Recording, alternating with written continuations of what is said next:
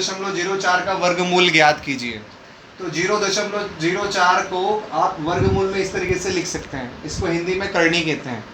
इसको आप क्या करो, दशमलव से पहले इसको अंक में ले आओ, बहुत आसान हो जाएगा। दशमलव से अंक में लाने के लिए क्या करना पड़ेगा, इस दशमलव को हटा देते हैं। तो 0.04 को हटाने के लिए हम दशमलव को हटाएंगे और दशमलव के बाद अंक को गिनेंगे। कितने अंक हैं, 1 और 2।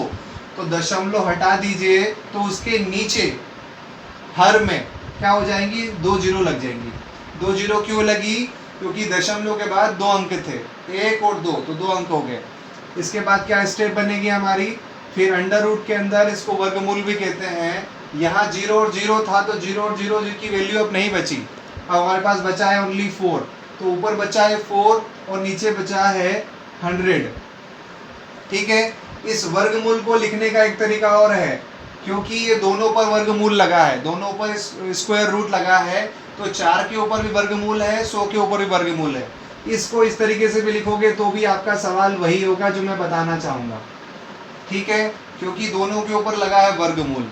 अब मैंने आपसे पूछा था कि 4 किसका स्क्वायर है, तो आपने तुरंत कहा कि सर 4 जो है 2 का स्क्वायर है। फिर आपने कहा कि 100 किसका स्क्वायर, 100 का स्क्वायर क्या है, 10 का स्क्वायर है 100, तो आपने बता दिया कि 10 का स्क्वायर है 100।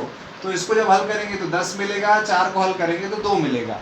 क्या इतना समझ में आया सबको? क्या करना पड़ेगा, 0 हटानी पड़ेगी नीचे वाली।